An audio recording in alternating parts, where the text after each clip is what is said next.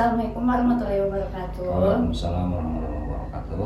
Saya Vega Fahmi Malia. Di sini saya akan memberikan edukasi seputar kesenjangan sosial, mobilitas sosial, dan money politik yang terjadi di masyarakat Indonesia. Jadi di hadapan saya sudah terdapat narasumber yang merupakan salah satu tokoh politik di Indonesia. Siapa beliau? Kepada Bapak dipersilakan untuk memperkenalkan diri terlebih dahulu. Terima kasih. Assalamualaikum warahmatullahi wabarakatuh. Waalaikumsalam. Nama saya Rihadi BS SPD, aktivis dan juga sekaligus pengurus struktural yang ada di Dewan Pimpinan Cabang Partai Persatuan Pembangunan Kota Depok. Posisi saya adalah sebagai wakil ketua satu, yaitu wakil yang membidangi tentang organisasi, keanggotaan dan kader, atau sering diistilahkan di dalam dunia organisasi itu wakil ketua satu bidang OKK. Seperti itu. Dan selanjutnya kegiatan sehari-hari aktif juga di dunia pendidikan dan dunia kemasyarakatan yang ada di Kota Depok. Terima kasih. Baik. Izinkan saya bertanya, ya Pak. Iya, silakan. Saya mau bertanya yang pertama itu, apa sih peran OKK dalam mengurangi kesenjangan sosial di masyarakat Indonesia? Iya, yang pertama saya selaku pimpinan partai yang menduduki atau mempunyai jabatan sebagai organisasi keanggotaan dan kader. Kalau bunyi pertanyaannya apa tadi, diulang, maaf. Apa peran OKK dalam mengurangi kesenjangan sosial di masyarakat Indonesia? Iya, untuk mengurangi kesenjangan sosial yang ada di masyarakat Indonesia, kami merupakan bagian dari Partai Persatuan Pembangunan sebagai pelaksana kebijakan yang dilakukan oleh Dewan Pimpinan Pusat maupun Dewan Pimpinan Wilayah yang ada di Jakarta dan di Jawa Barat. Sebagai langkah untuk mengantisipasi dan juga mengurangi kesenjangan sosial di tengah masyarakat, kami berupaya kepada seluruh kader dan anggota partai serta para simpatisan partai untuk dapat berdikari mandiri dengan melakukan usaha-usaha, kegiatan-kegiatan usaha kecil, mikro dan menengah, ya, atau kegiatan UMKM, diantaranya dengan memberikan support dan juga memberikan edukasi terhadap mereka supaya dalam menata kehidupan di masyarakat mereka tidak terlalu tergantung kepada hal-hal material, akan tetapi lebih kepada menumbuh kembangkan rasa keberusahaan mereka atau entrepreneur mereka dalam rangka untuk mengisi dan juga menjalankan roda kehidupannya sebagai anggota kader, sebagai warga dan juga sebagai simpatisan kader Partai Persatuan Pembangunan dan juga sebagai anggota keluarga, kepala keluarga atau anggota keluarga. Seperti itu. Jadi kita berikan pemberdayaan terhadap mereka di dalam berusaha untuk menciptakan atau membuat usaha mikro, kecil dan menengah. Terima kasih. Selanjutnya, bagaimana Bapak memastikan bahwa kebijakan partai tidak memperburuk kesenjangan sosial yang ada? Ya, untuk memastikan itu semua tolak ukurnya adalah ketika dilaksanakan sebuah event politik, ya, di dalam melaksanakan kegiatan kemasyarakatan dan melaksanakan kegiatan event politik, di samping juga kita atau kami melaksanakan pelatihan-pelatihan, kami juga melakukan juga semacam pelatihan khusus untuk kerja-kerja elektoral sebuah partai politik. Artinya ketika memang terlihat bahwa ada kader, pengurus atau warga atau simpatian Partai Persatuan Pembangunan yang dirasa tidak cukup untuk memenuhi kebutuhan hidupnya, maka di kesempatan kali ini kami memberikan edukasi kepada seluruh warga, pengurus dan kader masyarakat itu tadi untuk melaksanakan UMKM. Yang berikutnya untuk mengukur keberhasilan sebuah program, maka yang akan kami lihat adalah pada saat dilaksanakannya kegiatan event-event election atau kegiatan-kegiatan kepemiluan, ya, kepemiluan atau election yang ada di Kota Depok pada khususnya, sehingga mereka tidak terlalu lagi tergantung kepada yang disebut money politik seperti itu. Baik, terima kasih. Selanjutnya, menurut Bapak, sejauh mana sih kebijakan daerah saat ini mendukung mobilitas sosial bagi masyarakat berpenghasilan rendah?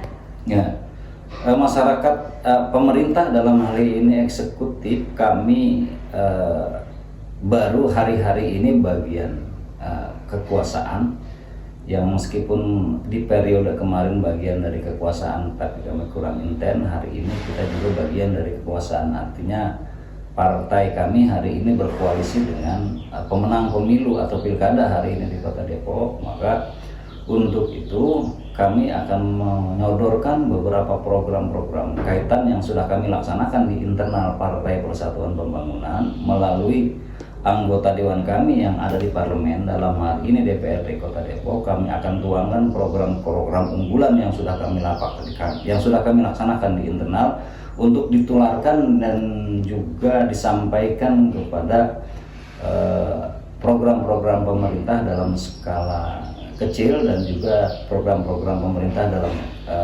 jangka pendek, jangka panjang, dan juga jangka menengah. Artinya untuk melaksanakan kegiatan secara umum, kami punya anggota dewan yang ada di parlemen, dan melalui mereka lah semua aspirasi, keinginan, dan juga program-program yang baik kami salurkan melalui satu lembaga politik yang ada di Kota Depok, yakni namanya Dewan Perwakilan Rakyat Daerah Kota Depok, ya, yang hadir, yang dalam hal ini mewakili Partai Persatuan Pembangunan Kota Depok yang ada di PRT Kota Depok, ini Bapak Ahmad Syafaim dan Ibu Ponita Lutfiah.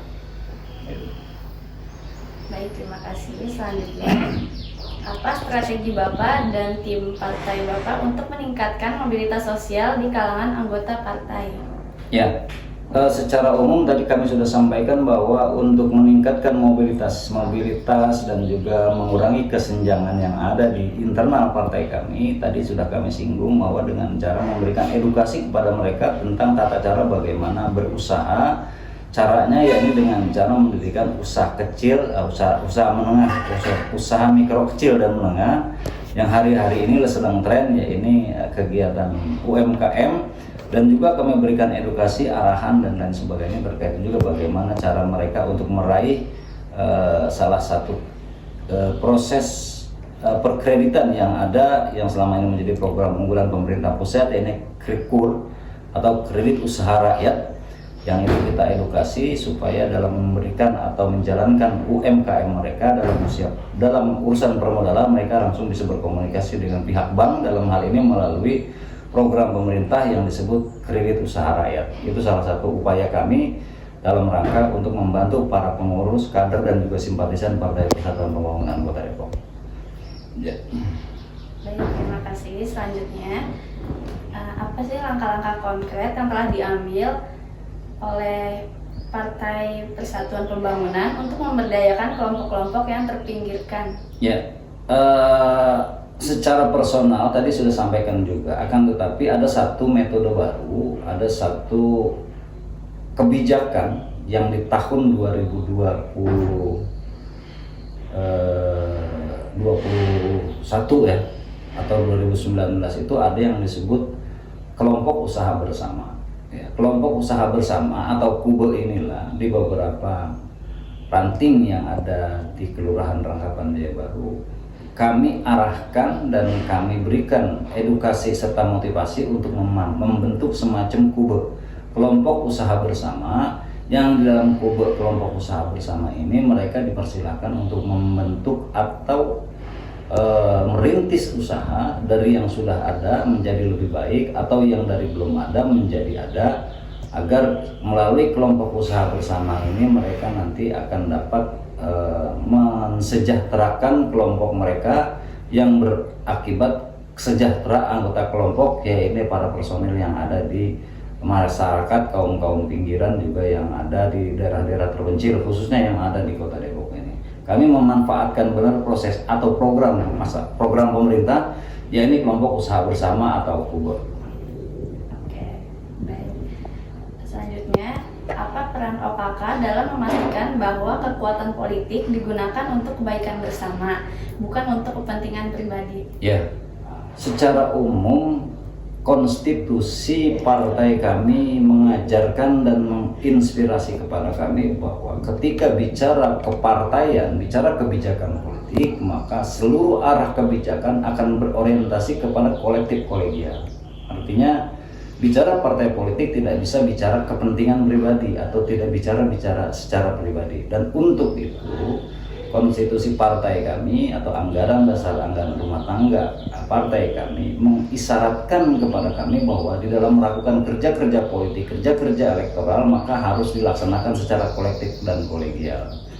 Oleh karena kerja politik adalah kerja kolektif kolegial, maka sedikit sekali kegiatan-kegiatan politik itu nanti yang berorientasi kepada orientasi kepentingan pribadi. Kalaupun ada mungkin yang kami sebut oknum tertentu yang hanya bergerak di partai, menjadi pengurus partai tapi ingin hidup di partai. Padahal wasiat dari para founding father, para pendiri partai ini, yaitu Partai Persatuan Pembangunan yang ada di Dewan Pimpinan Pusat, bahwa hendaknya seluruh pengurus, kader dan simpatisan Partai Persatuan Pembangunan harus bisa menghidupi partai dan jangan hidup dari partai. Terima kasih.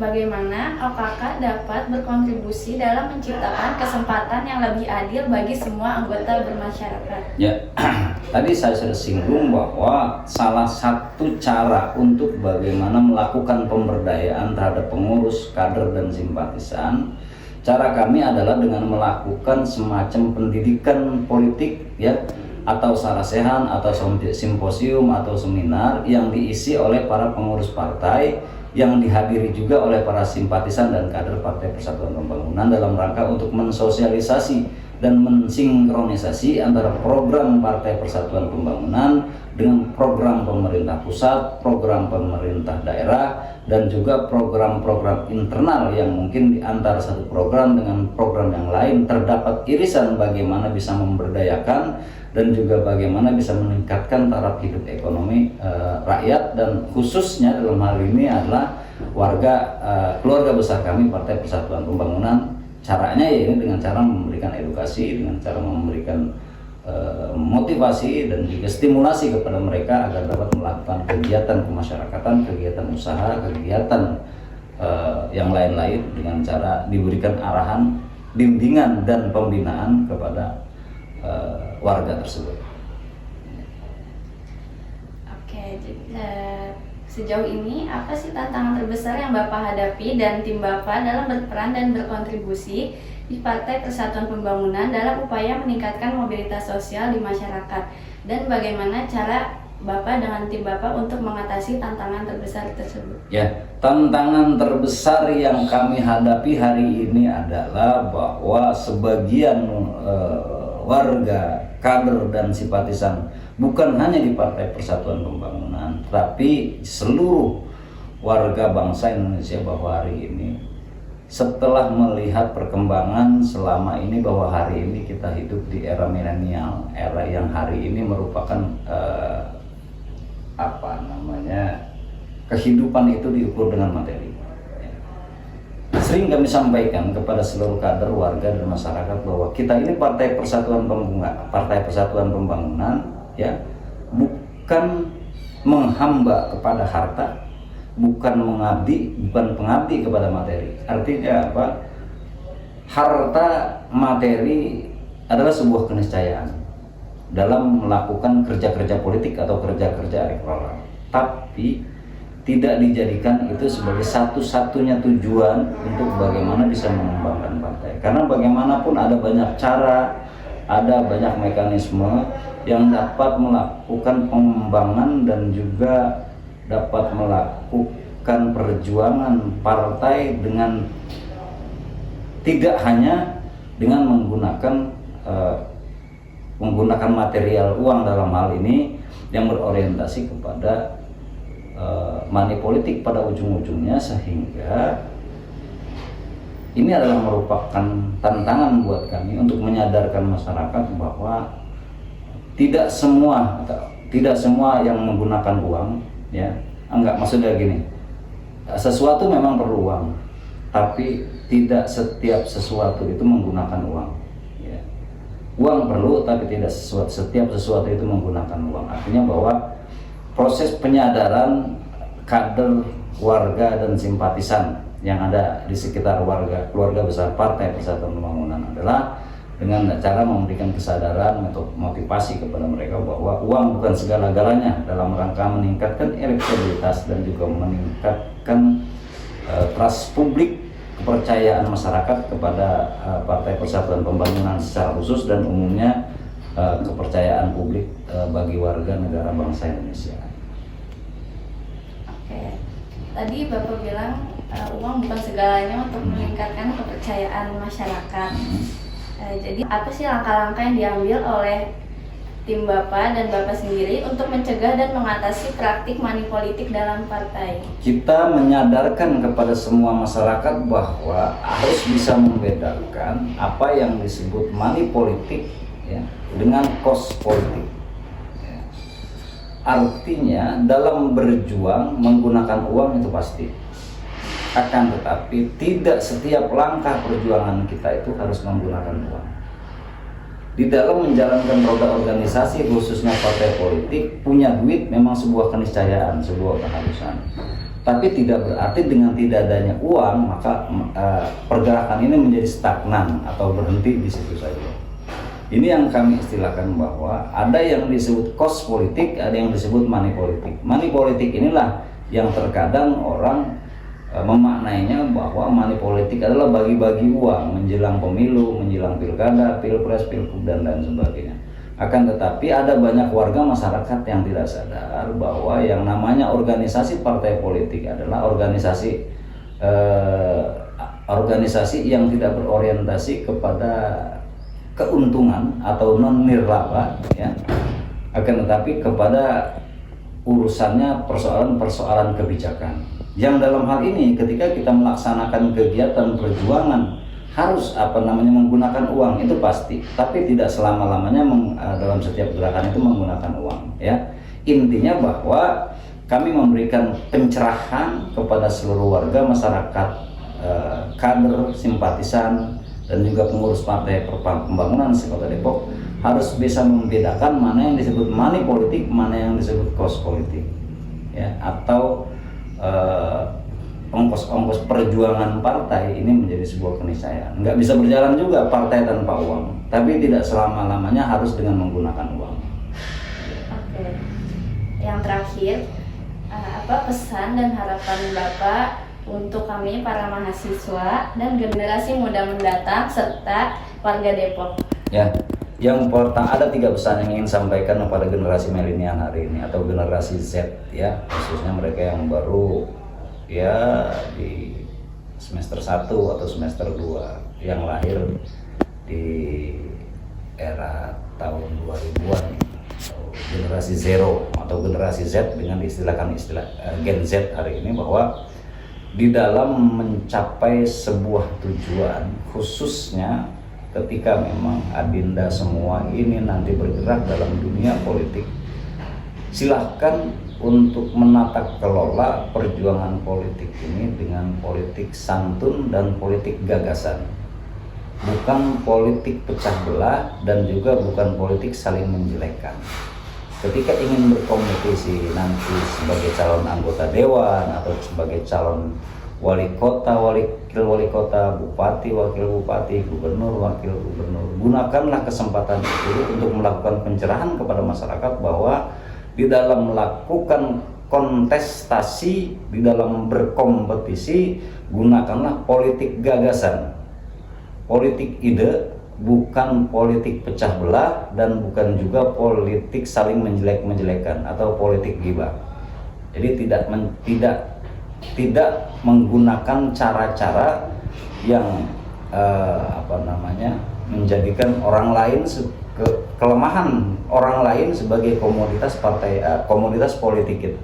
untuk saling menghantam, saling menjatuhkan, dan juga saling meremehkan. Oleh karena itu pesan ini kami sampaikan kepada generasi muda. Kemudian yang kedua, jadilah politisi-politisi yang cerdas, atau jadilah insan-insan politik, atau jadilah orang sebagai pengguna hak politik yang cerdas. Jangan pernah mau suara kita dibayar oleh pihak manapun. Sebagai seorang mahasiswa harus punya idealisme, karena ketika bicara mahasiswa itu adalah mahasiswa yang mempunyai politik nilai, bukan politik ansih. Ketika bicara hari ini mahasiswa sudah terkontaminasi kepada money politik, maka akan selesai negeri ini. Oleh karena itu, tegakkan politik nilai sebagai seorang intelektual. Dan yang terakhir, pesan saya kepada seluruh mahasiswa hari ini adalah jangan pernah berhenti untuk kritis terhadap kebijakan-kebijakan pemerintah atau kebijakan-kebijakan sosial yang lain yang ada kaitannya dengan urusan sosial kemasyarakatan, atau ketika melihat kesenjangan sosial yang ada, jangan pernah berhenti untuk mengkritik. Karena kalau mahasiswa sudah berhenti mengkritik, maka selesailah negeri ini. Mahasiswa adalah bagian dari pemuda. Kita melihat tahun 1908 Indonesia cikal bakal Indonesia berdiri karena pemuda. Kemudian 1928 Indonesia kuat hari itu juga oleh pemuda. Tahun 1998 reformasi terjadi, itu pun karena semangat para pemuda, dalam hal ini mahasiswa. Oleh karena itu, jiwa kritis dan sikap kritis jangan sampai ditinggal, dan silakan untuk tajamkan analisa kalian, tajamkan analisa SWOT kalian sebagai seorang intelektual, sebagai seorang mahasiswa, untuk tetap bersikap oposisi terhadap pemerintah, dalam hal ini oposisi kebijakan, ya, oposisi kebijakan. Jangan sampai seorang pemerintah jiwanya tidak peka. Maaf, seorang mahasiswa tidak mempunyai jiwa yang peka, ya. Ketika melihat kesenjangan, cuek-cuek saja. Ketika melihat ketidakadilan, biasa saja, dan lain sebagainya. 3 hal ini kami pesankan kepada seluruh mahasiswa yang ada di negara Republik Indonesia tercinta ini. Terima kasih. Oke, baik, saya ucapkan terima kasih kepada narasumber, yaitu Bapak Rihadi yang merupakan pengurus Partai Persatuan Pembangunan yang ada di Kota Depok. Dan tak lupa juga saya ucapkan mohon maaf telah mengganggu waktu Bapak Rihadi. Saya harap untuk edukasi kali ini dapat memberi manfaat bagi kami dan seluruh mahasiswa yang ada di Indonesia, dan untuk teman-teman saya yang telah mendengar dan menonton video saya kali ini. Dan semoga apa yang telah disampaikan oleh Bapak Rihadi telah memberikan manfaat untuk Bapak Rihadi sendiri dan telah menjadi amal jariah untuk kedepannya. Amin. Wassalamualaikum warahmatullahi wabarakatuh. Waalaikumsalam warahmatullahi wabarakatuh. Thank you all for watching this here video. Please like and subscribe and follow. Much love from Little Yas to each of you. Content creator making videos on the World Wide Web. Hope I made you laugh and think. Get out of your head. To be live or to enter the chat, that is the question. Thank you.